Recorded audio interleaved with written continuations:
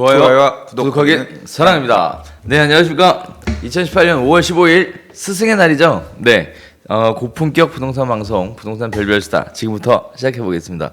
선생님 일주일 만에 보니까 자주 오니까 너무 좋아요. 반갑습니다. 네, 요새 선생님 인기가 막 하늘을 치솟던데. 거짓말. 어디서? 뭐 여기저기서 뭐 나 싫어하는 사람 많은데. 굉장히 많습니다. 그래서 인기가 하늘을 찌르고 있는 우리 강영우 소장님과 함께 부동산 별별스타 한번 진행해 보도록 하겠습니다. 자, 오늘 나눌 이야기는요. 네. 한 주간의 이슈에 대해서 하면서 시장에 대한 얘기 잠깐 하는 걸로 이렇게 가닥을 좀 잡았는데요. 일단은 목동 재건축 지구 단위 계획이 발표가 돼서 주민 공람을 하고 있다 이런 얘기가 있는데 이게 구체적으로 어떤 내용이에요? 그러니까 재건축 얘기를 조금 하자면 나 전문 아닌데 그거. 예? 전문 아닌데 그거. 저도 그렇게 전문은 아니에요. 그냥 하는 얘기지. 예. 네. 이게 이제 지구 단위 계획이라고 하는 게 뭐냐면 이제 우리가 이 공법이라고 공인중개사 공부하면 배우지만 이제 땅이라고 하더라도 땅마다 다 용도들이 있잖아요. 그래서 뭐 1종 일반 주거지역, 2종 일반 주거지역, 3종 일반 주거지역. 그래서 용도가 정해지면 뭐 3종 일반 주거지역은 국토의 계획 및 이용에 관한 법률에서 용적률 300%까지 지을 수 있는데 뭐 서울시 같은 경우는 깎아서. 용적률을 거기서 50% 빼서 250%까지만 지을 수 있어요. 이런 식으로 이제 규제를 한단 말이에요. 용적률 은 그렇고 건폐율은 50% 이내로만 할 수 있고 라든가 이런 식으로 느슨하게 규제를 하면서 그러면 그 규제에 맞춰서 우리 집을 짓거나 뭐 할 때 이제 우리가 건물을 지을 때 해야 되는데 이런 것들은 되게 느슨한 규제인데요. 지구 단위 계획이라고 하는 건 뭐냐면 지구를 단위를 만들어서 계획을 세워서 그런 느슨한 규제가 아니라 굉장히 타이트한 규제를 한다는 거예요. 여기에는 이걸 지으세요. 그렇죠. 이렇게 지으세요. 이걸 지으면 되고 불허 용도 이걸 지으면 안 돼요. 층은 어디까지 할 수 있어요. 이제 그런 세부적인 내용들을 블럭블럭 그러니까 지구에다 블럭블럭 나눠가지고 큰 계획을 세워요. 그렇게 하는 이유는 뭐겠어요? 뭐예요? 그 지구를 굉장히 오밀조밀하게 어떤 목적을 가지고 만약에 좋은 주거지역을 만들겠다. 뭐 인구가 이만큼 늘어나면 그거에 맞춰서 뭐 도로도 얼만큼 갖춰져야 되고 그다음에 이 인구수에 맞춰서 뭐 학교도 생겨야 되고 상업지역도 어떻게 넣어야 되고 이제 어떤 그런 좀 촘촘한 밑바탕을 만들기 위해서 하는 거고 주로 이제 이런 지구 단위 계획 같은 경우는 여러 목적들이 있지만 서울 안에서도 보면 이제 지하철역 주변 가면 이렇게 큰 대로 중심으로 해서 지구 단위 계획이 수립되어 있는 경우들도 많이 있고요. 이제 큰 계획들이 있어요. 예를 들자면 용산 같은. 용산은 아무래도 입지가 서울에 딱 중앙에 있다 보니까 용산을 전체적으로 큰 틀에서 개발을 해야 되는데 그냥 대충 여기저기 니네 맘대로 개발하면 안 되니까 한강로 대로를 중심으로 해서 굉장히 큰 면적이 지구 단위 계획으로 2001년에 계획이 수립이 돼서 이제 뭐 중간에 계속 변경을 하면서 지금 관리를 해나가고 있는 거거든요. 그렇죠. 근데 아파트 재건축을 할 때도 먼저 이 지구 단위 계획을 세우겠다는 거예요. 그렇죠. 왜? 이게 과거에 80년대, 70년대 아파트들을 이렇게 뜨문뜨문 그 당시는 예를 들어 70년대 아파트 지을 때는 토지구역 정리 사업이라 그래서 논밭 지던 땅을 갖다가 사서 그러니까 건설회사들이 이게 보통 이제 그 나라가 그 도시를 만들거나 이런 걸 해주기에는 좀 그러니까 사서 해주기는 그러니까 보통 이제 구획 정비를 하고 원래 땅 갖고 있는 사람한테 정비된 땅 일부 주고 그럼 그 땅을 받아서 뭐 이 사람들이 이제 거기다 아파트를 짓는 형태로 사업을 했고 이제 그 이후에는 이제 나라가 좀 이제 대기업들도 생기고 하니까 80년대부터 나라가 좀 돈이 생겼잖아요. 그래서 이제 땅을 수용해서 택지 공급을 했어요. 서울 안에. 그래서 이제 그런 식으로 아파트 지구들을 만들어서 지어졌던 뭐 압구정동이라든가 반포라든가 이런 지역들이 있고 그다음에 이제 택지를 수용해서 택지를 조성해 가지고 이제 건설회사들한테 공급해 주택을 공급했던 개포 택지지구라든가 고덕 택지지구라든가 목동 택지지구라든가 이제 이런 데들이 있는 거예요. 그 시절에 했던 데들. 근데 이런 데들이 다 지금 이제 주택들이 30년, 40년 되니까 이제 목적에 맞춰서 재건축들을 계획적으로 해야 되는데 그냥 하지 말고 앞으로 하는 데들은 이 지구 단위 계획을 수립한다는 건 그 밑그림을 그리고 어떻게 할지 세부적인 계획을 세워서 그 안에 재건축을 하라는 거거든요. 그렇죠. 예, 그래서 개포택지지구 같은 경우는 사실 앞서서 지구단위 계획을 수립하는데 시간이 걸렸고 그 지구단위 계획 하에서 재건축 사업들을 추진해서 2단지, 3단지, 뭐 8단지, 시형, 지금 1단지, 4단지 이런 데들이 지금 재건축들을 하고 있는 거고요. 그렇죠. 예.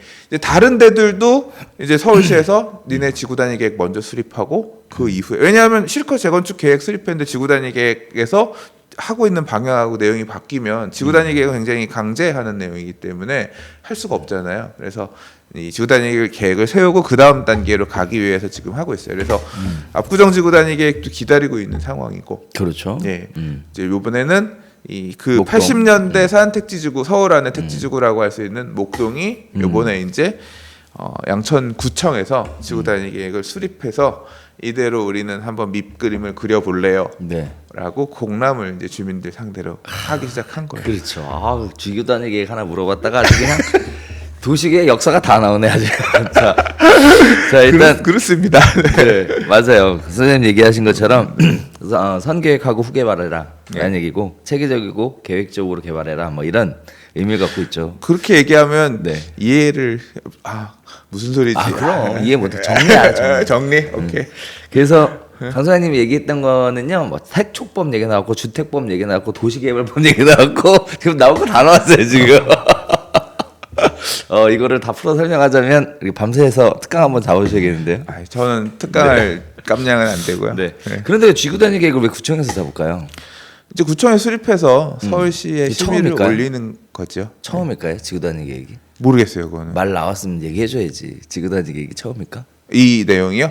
2004년에 수립했었나요? 잘 모르겠어요. 2003년도에 했어. 2013년도에 했었지. 2013년에. 예. 5년마다 한 번씩이거든요. 여기는 다. 다. 최초 수립이 아니라. 최초 수립 아니에요. 그것까진 잘 몰랐어요. 변경하는 거예요. 예.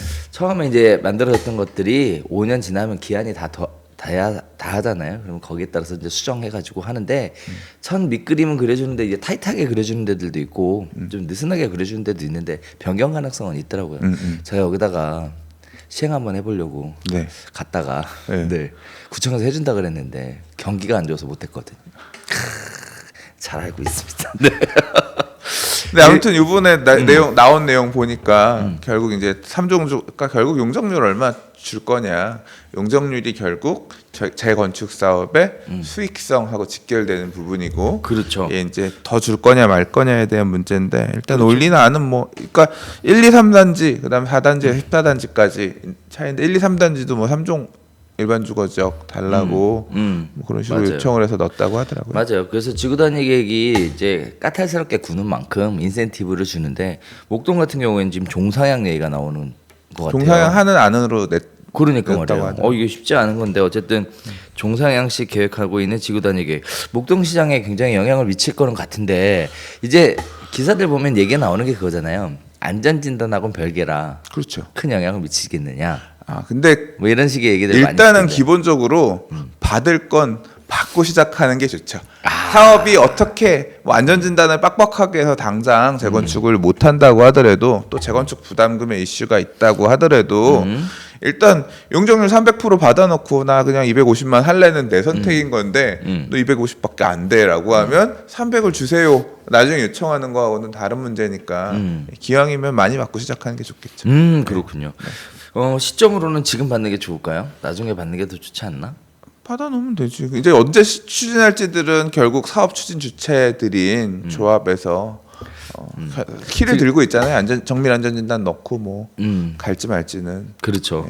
일단은 목동의 이제 새로운 호재 사실 목동이 재건축 안전진단 문제 때문에 좀 침체돼 있는 분위기였었는데 목동만 그런 건 아니죠. 그렇죠. 네.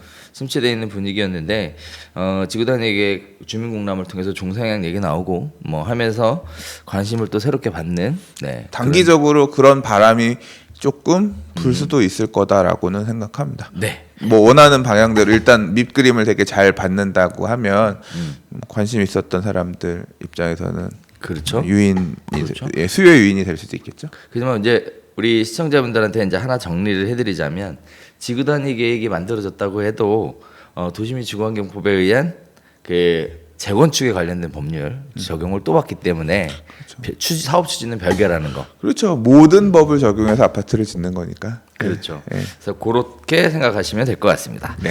자, 아무쪼록 목동 지역에 새로운 호재로서 좋은 선순환 작용을 좀 했으면 하는 바람이 있습니다. 자, 이번에는 강남 재건축 후분양제에 관련된 얘기가 지금 나오고 있는데요.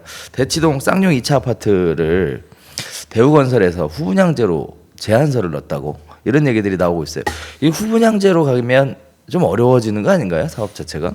그러니까 선분양이냐 후분양이냐는 지금 거기는 사실 이제 최근에 시공사 수주전 하는 곳이 두 개가 있는데 이제 대치상용 2차 아파트가 있고 흑석뉴타는 흑석 9구역이 지금 시공사 선정하는 것 때문에 시끌시끌해요. 관련된 기사들이 계속 나옵니다. 마치 작년에 강남권 재건축 아파트들 그때 시끄러웠던 것만큼은 아니지만 계속 노이즈들이 나오고 있는데 작년에 대우가 신반포 15차 아파트 시공사 먹었거든요.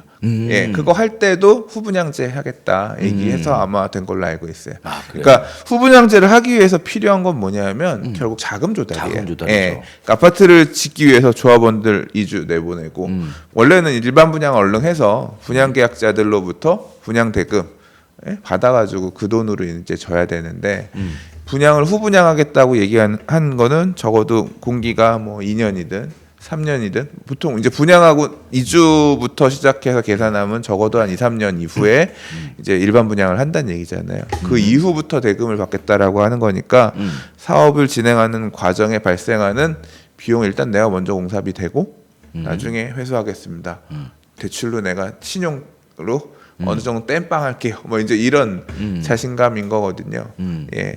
그래서 그게 쉽게 건설회사가 선택할 수 있는 카드는 아닌데 강남 재건축들 같은 경우는 후분양 얘기까지도 이렇게 하면서 공격적으로 수주를 하는 단지들이 보이더라고요. 그 후분양을 하면 조합원들한테 좋은가요? 좋을 수도 있고 나쁠 수도 있죠.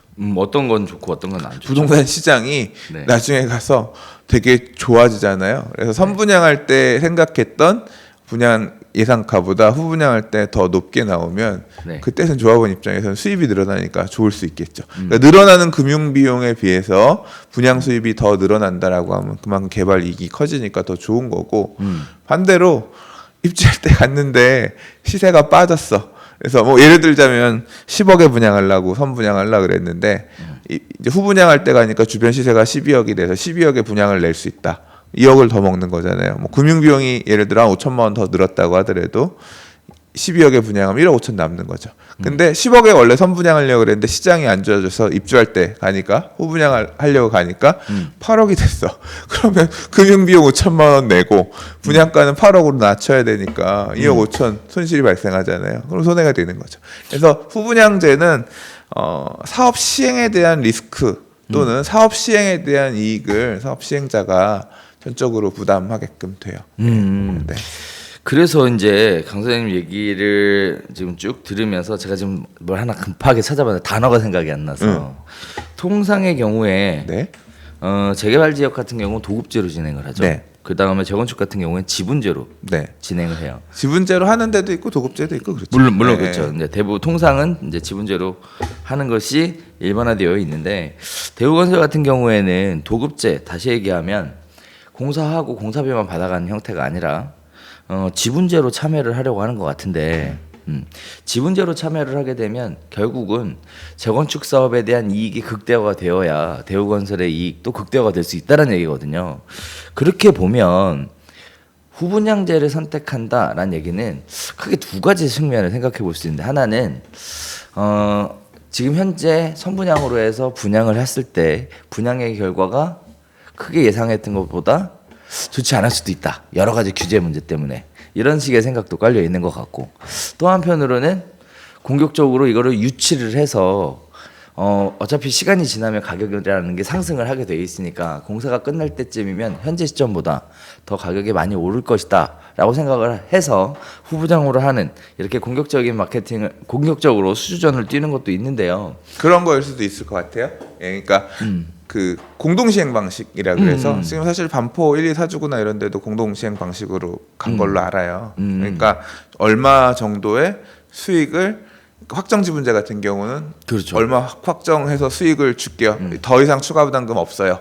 라고 건설회사가 딱 제안해주고 그렇죠. 앞으로 손해를 보든 이익을 보든 우리가 책임질게요라고 하는 게 일종의 확정 지분제고 또 이제 뭐 변동형으로 해서 얼마까지는 보존해주고 더 먹으면 그때부터 우리 반반 먹어요라든가 네. 이런 식으로 해서 지분제를 하기도 하고 그거는 이제 사업 계획마다 다른데 말씀하신 것처럼 이제 제가 아까 설명드린 것처럼 후분양을 했는데 이익이 나면 그 이익을 건설회사랑 조합이 그렇죠, 나눠 먹게 쉐어하죠. 되잖아요. 그러면 지금 분양 선분양보다 후분양으로 우리가 금융 비용 내면서 참여를 해서 들어갔다가 이익이 나면 더 많이 가져가겠다는 심산으로 후분양제 우리가 하겠습니다. 이렇게 베팅할 수도 있는 거예요. 그렇죠. 네, 사업 참여하는 건설회사 입장에서는 후분양제가 더 수익을 건설회사 입장에서도 극대화할 수 있다라고 생각하면서 뭐 제한할 수도 있겠다는 생각이 말씀 들어보니까 드네요. 네. 근데 이제 왜 리스크가 높고 공격적이다라고 얘기를 하냐면 대우건설 같은 경우에는 어쨌든 이제 자금을 차입을 해야 되거든요.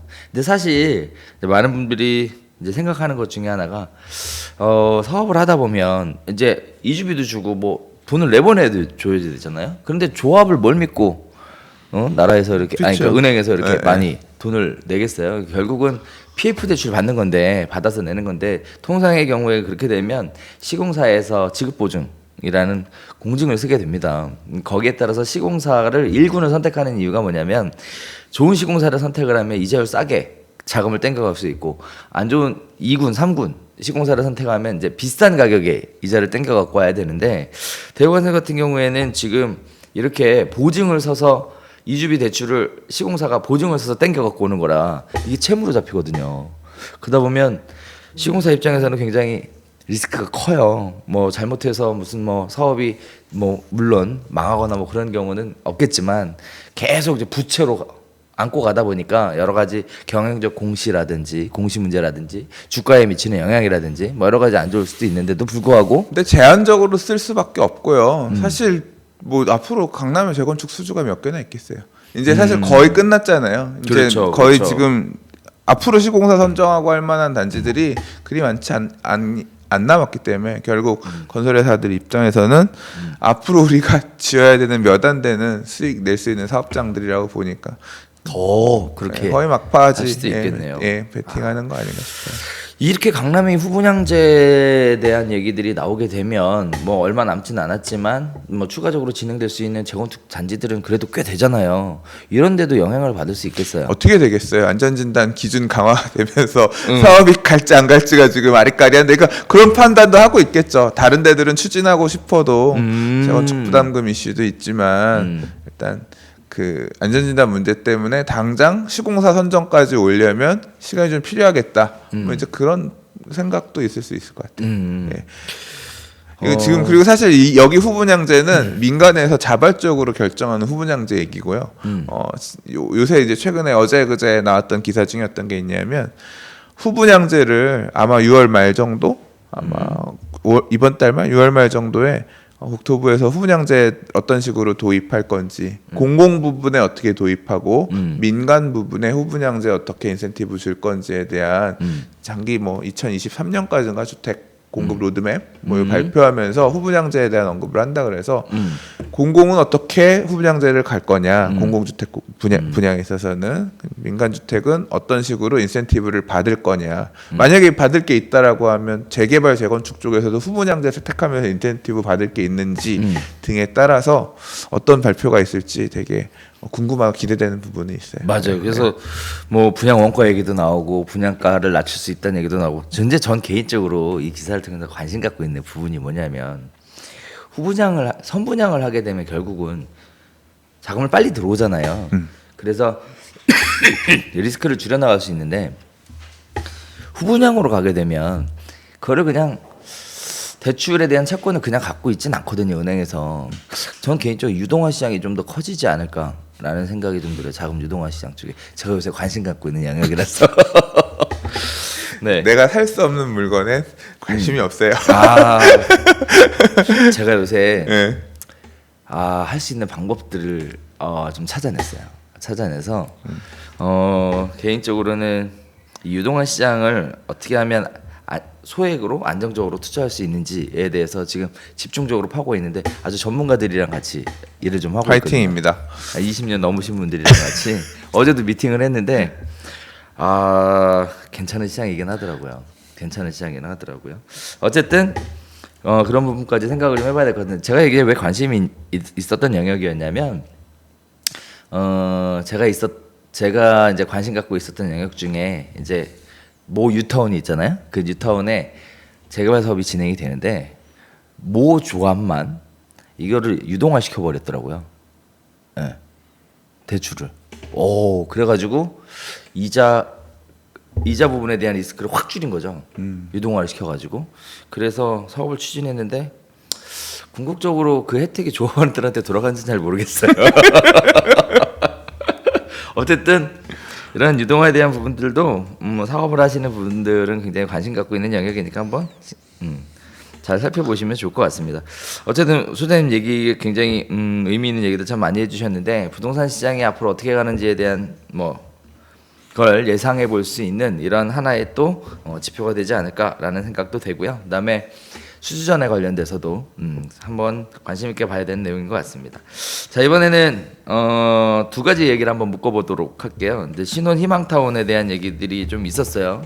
로또 아파트다, 뭐 당첨되면 떼돈 번다. 그랬더니 이제 정부에서 바로 전매 제한 6년에 거주 3년이라는 조건을 한번 추진해 보겠다. 뭐 이렇게 벌써부터 아직 디테일한 건 안 나온 것 같아요. 그냥 찔끔 뿌리는 것 같고 내용은 그거더라고요. 그러니까 신혼희망타운이 결국은 이제 정부가 쓸 수 있는 카드라고 하는 게 공공주택들, 그렇죠. 공공주택 지구나 신도시에서 공공물량들을 뿌릴 수 있는 물량들 중에 원래는 이제 공공분양으로 뿌릴 물량인데 왜냐하면 땅을 더 늘리는 거는 제한적일 수밖에 없으니까 그렇죠. 배정돼 있던 물량 중에 일부를 돌려서 신혼부부들 니들 좀 신경 써서 집 챙겨줄게.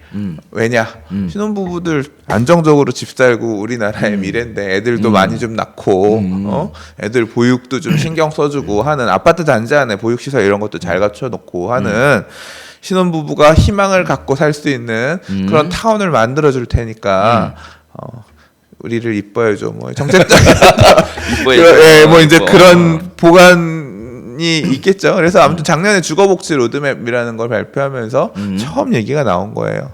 그래서 이번에 이제 주택 공급에 관한 규칙 개정하면서 신혼부부 특별공급 물량도 2배로 늘렸고 그다음에 신혼부부 특별공급 지원할 수 있는 범위도 확대했죠. 이제 이런 식으로 신혼부부에 대한 주택들을 받을 수 있는 어떤 그런 채널들을 자꾸 확보해 나가는데 특혜를 받으면 반대로 공공주택 분양받으려고 기다렸던 청약통장 오래 갖고 있었던 사람들은 그만큼 물량이 주는 거고 피해를 받는 사람이 생기는 거고 한편으로는 결국 그러니까 누가 나눠 먹느냐 게임인 건데 신혼희망타운을 아무튼 이번 정부 안에서 7만 호 정도 공급하겠다고 했고요.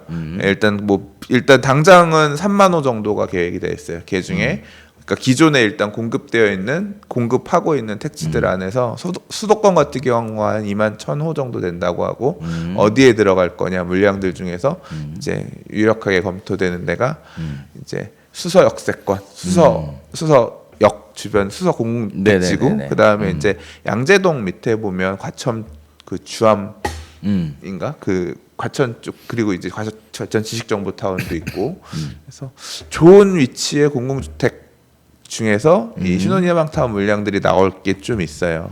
근데 어떤 식으로 공급할 건지에 대해서는 아직 구체적으로 안 나오는데 당시에 이제 보도 자료들 이런 거 보면 분양도 할 수 있고 또는 이거를 분양받을 돈이 몇 억이란 큰 돈이 없다. 아무리 싸게 분양, 뭐 주변 시세 한 80% 정도에 분양할 거다. 그 돈도 없다. 그럼 어떻게 할 거냐 그러면 그럼 돈을 많이 땡겨줄게. 그래서 뭐 대출을 빌릴 때 뭐 수익과 손실을 반가이 하자 뭐 이런 식으로 해서 빌려주는데 금리를 싸게 주는 대신 아파트를 분양받아서 오르면 수익 중에 일부를 내놔라.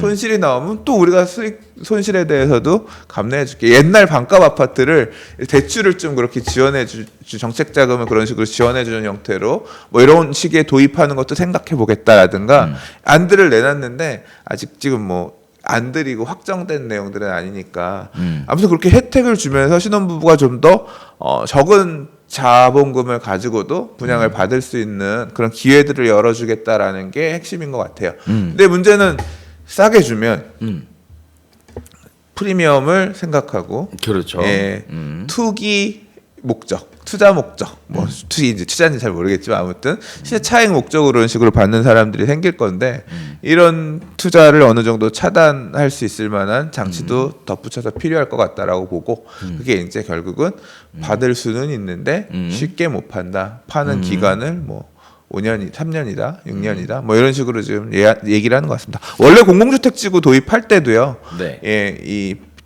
전매제한 굉장히 길었거든요. 그렇죠, 예, 그렇죠. 많이 나중에 완화가 된 건데 그렇죠. 예, 이제 그런 부분들을 전체적으로 특별 공급 관련해서는 늘려나가려고 하는 흐름인 것 같습니다.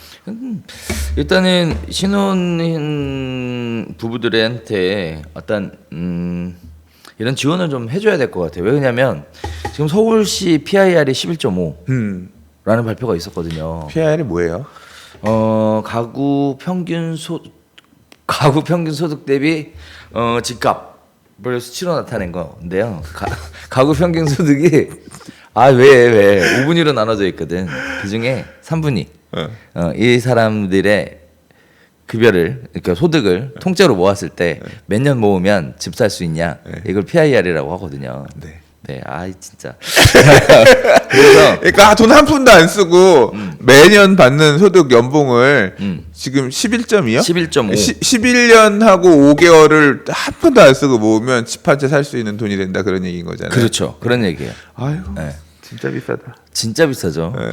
그래서 지금 이게 8년 만에 최고다. 뭐 10.9에서 11.5로 올라가면서 일단 집을 사는 게 굉장히 어려워졌다. 8년 만에 가장 높은 수치로 올랐다. 집값이 계속 오른 부분이 반영. 급여는 요만큼씩 올라가는데 그렇죠. 지난 8년간 집값이 이렇게 가면서, 그러니까 8년 동안 이렇게 간 건 아니고 네. 이렇게 굴곡을 거치면서 PIR이 언젠간 내려갔다가 오르기 시작해서 지난 몇 년, 특히 작년 하반기, 올 상반기에 많이 올랐으니까 PIR이 10.9에서 11.5로 올랐다. 그 얘기인 거네요. 결국은 소득 말씀하신 대로 소득은 천천히 올라가는데 집값은 지금 보면 19%, 그다음에 분양가는 7.4% 이렇게 상승을 하니까 상대적으로 집을 사는데 들어가는 기간이 더 늘어났다. 많이 올라가는 것 같아요. 근데 또 하나 이제 관심이 되는 부분들은 분양이 이렇게 해서 7.4%밖에 안 올랐잖아요. 시세보다는. 그래서 이제 다들 뭐 로또니 청약, 뭐 로또 분양이니 뭐 이런 얘기들 하는데 젊은 사람들은 분양받기가 어렵잖아요. 청약가점 적용을 받아버리면 그렇죠. 받을 수가 없어요. 받을 수가 없죠. 그러니까 이런 부분들에 대해서 신혼희망타운 뭐 이런 것들을 통해 정부가 이런 주택을 공급해 주는 건 굉장히 좋은 정책이라고 보여져요. 그런데 또 생각해봐야 될 게 있어요. 과연 11.5라는 수치는 피크점이냐? 그래서 제가 열심히 찾아봤거든요. 아니더라고요. 옛날에 얼마까지 했어요? 몇 년 걸렸어요? 2008년도에 2008년 12월 달에 PIR 수치가 12가 조금 넘더라고요. 12. 근데 진짜 많이 쫓아왔다. 그렇죠. 많이 쫓아왔죠. 네, 그러니까 엄청 되게 지금도 비싼 수준이라는 얘기네요. 2008년, 2009년 정도가 제가 기억하는. 그러니까 뭐 일부 지역은 2008년이 고점, 최고점이었던 지역도 있고, 네. 일부 지역은 2009년에 네. 최고점을 찍은 지역도 있는데, 지금 그때가 한 12년 걸렸는데 지금 11년 5개월이라고 하면 거의. 뭐 11을 넘어설 수도 있겠죠. 넘어섰어요. 네. 넘어섰는 그러니까 제 재밌는 건 그거. 그러니까 앞으로도 지금 11.5니까 오지만 그렇죠. 집값이 더 넘어설 올라간다고 수도 하면 더 넘어설 수도 있고 11.5를 피크로 찍고 꺾일 수도 그렇죠. 있고. 여기가 피크일 수도 있고 뭐 그거 어느 점이 꼭지점인지는 알 수가 없지만 변곡점인지는 알 수가 없겠지만 어쨌든 우리가 이제 생각해봐야 될 것 중에 하나는 우리가 보통 사실 제가 2008년대 요때가 부동산 시장에 가장 관심이 많을 때였거든요. 시장의 동향 흐름 뭐 이런 거에 대해서 날카롭던 시절. 에? 날카롭던 시절. 그렇죠. 어디 어느 물건이 얼마에 나왔지? 그렇던 시절이어서 이제 그 당시를 회상을 해보면 그때 그 투자하시는 분들한테 이런 얘기를 했던 기억이 나요. PIR에 대해서 PIR 값 지수를 보면 부동산 가격이 추가적으로 상승 여력이 있는지를 미리 예상해 볼 수 있다 이런 얘기를 하면서 사실 그 전에 PIR 값을 가지고 그 이후에 PIR 값을 대입을 했는데 사실 이전 PIR 값이 뭐 제대로 된 통계도 사실 없었지만 그럼에도 불구하고 추측해서 계산을 해보면 12 아래였어요. 그러다가 2008년도가 되면서 12가 넘어간 거거든요. 네. 이제 2018년인 딱 10년이네요. 그죠? PIR 값이 열심히 올라가고 있어서 소장님 말씀하신 대로 12가 안 될지 또는 12를 넘어설지 또에 대해서는 좀 지켜봐야 되겠지만 어쨌든 한 가지 많이 올라왔어. 많이 올라온 네, 거예요. 맞아요. 그리고 또 집 사기는 많이 어려워졌다. 그러니까 소득 가지고 집을 사기는 많이 어려워진 상황이다. 이게 데이터로 딱 보이는 거죠. 그렇죠. 네. 우리나라가 또 이걸 분석을 하다 보면 이런 부분들도 있어요. 소득을 5분위로 나누잖아요. 그 중에서 이제 3분위에 속하는 사람들을 대상으로 이제 PIR을 계산을 하는데 이 PIR을 줄이는 가장 좋은 방법은 따지고 보면 소득 수준이 올라가 버리면 이 영향을 또 안 받더라고요. 소득 수준이 올라가기가 쉽지 않지. 그렇죠. 그래서 나 돈 좀 벌어줘. PIR 좀 올리게. PIR 좀 내리게. 자기 개발을 좀 많이 해야 될 것 같습니다. 네. 돈 벌기가 그렇게 어려워요. 아, 그러게 말이에요. 네. 그래서 이제 요즘 그 자기 개발에 관련된 부분, 네. 그 다음에 뭐 샐러리에 관련된 부분 이런 부분들에 관심을 가질 수밖에 없는 게 이처럼 주거에 대한 부분이 굉장히 부담스럽기 때문에 더 관심을 가질 수밖에 없는 부분인 것 같습니다. 젊은 분들이 한때는 그랬었거든요. 마이카족이라는 것이 만들어질 때가 이슈가 됐을 때가 뭐냐면 나 돈 모아서 집 사는 건 불가능하니까 나 남아있는 인생 즐기면서 살자. 그래서 차부터 사는 이런 풍토가 좀 있었던 것도 사실입니다. 과거 역사를 보다 보면 돌고 도는 것 같습니다. 그런 쪽으로까지 확장이 되지 않기를 바라면서 모두가 꼭 필요한 필수제잖아요. 주택이라는 게. 그래서 행복한 주택, 행복한 삶을 영위할 수 있는 주택이 크게 어렵지 않게 마련할 수 있는 그런 풍토가 좀 마련해 줬으면 하는 바람도 있는데 그러면 가격 변동 크지 않겠다. 그러면 투자는 못 하겠네.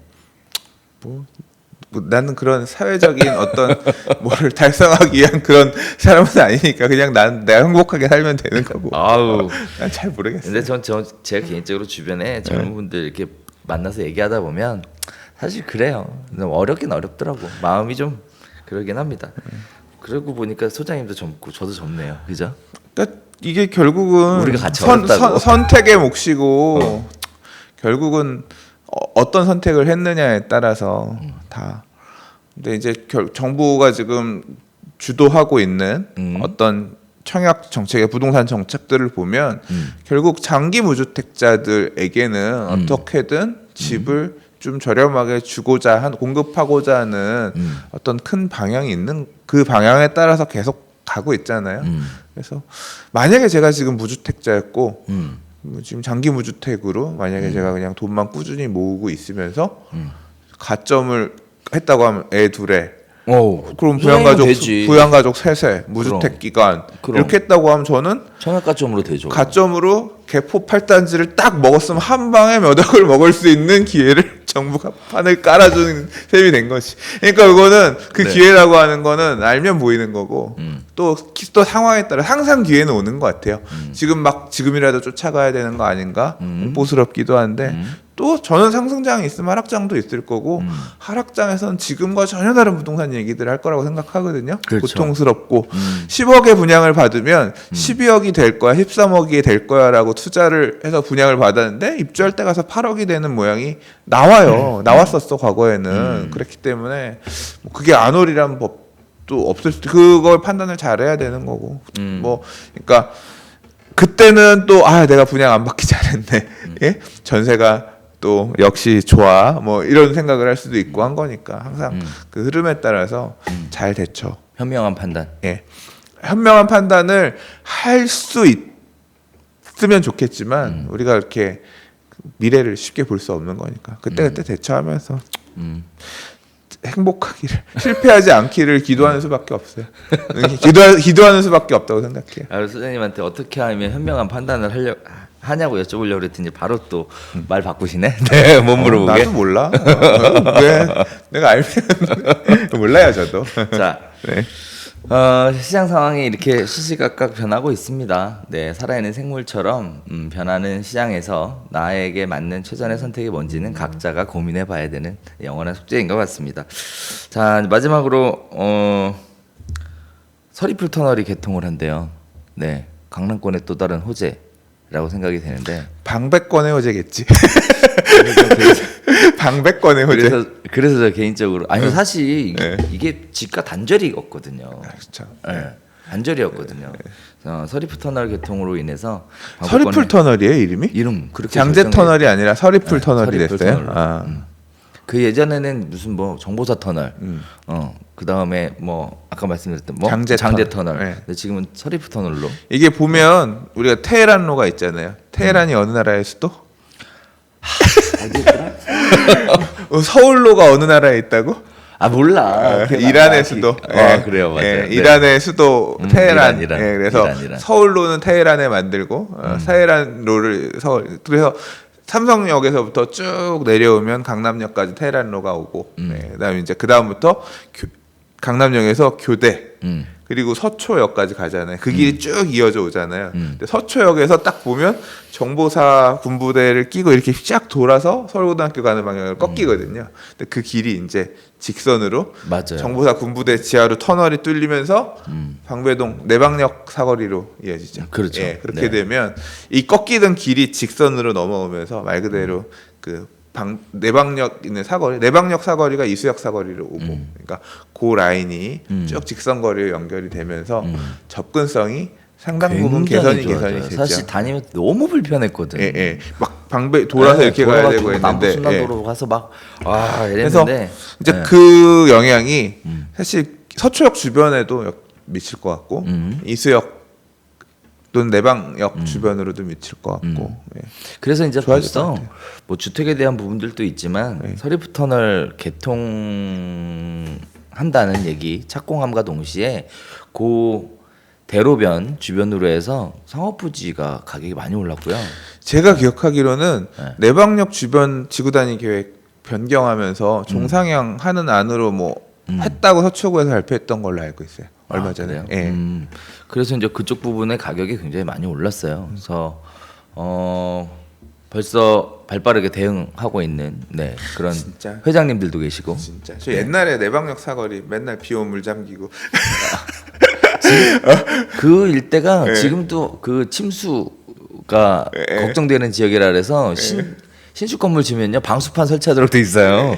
네. 제가 고등학교 때 회식을 내방역 사거리에 있는 중국집에서 이제 저 고등학교 서클 하면 형들이 와서 해주는 데가 거기였는데 진짜 완전히 달라졌다. 서클 활동도 하셨어요? 저 고등학교 때 신문반 했어요. 그랬군요. 신문반. 경희 신문사 만세. 보통 그렇게 신문사 뭐 이런 거를 빌미로 해서 불량 학생들 모여서 노는 데가 서클 아닌가? 아니요. 저는 이렇게 선량한 학생이었습니다. 네, 알겠습니다. 그 신문사에서 활동했던 걸 가지고 또 이렇게 카페도 잘 운영하시고 하셨으니까. 제 인생에 카페 얘기하니까 눈물 난다. 그만. 네. 자, 우리 오늘 준비한 얘기는 여기서 인사드리도록 하겠습니다. 매주 저희 방송 시청해주신 분들한테 진심으로 감사드리겠고요. 많은 좋은 소식들과 함께 앞으로도 계속 할 테니까요. 혹시 뭐 다뤄줬으면 하는 주제 뭐 이런 것들이 있으시면 알려주시면 저희가 참고해 보도록 하겠습니다. 자, 저희가 준비한 소식은 오늘 여기서 인사드리도록 하겠고요. 저희는 다음 주에 다시 인사드리도록 하겠습니다. 감사합니다.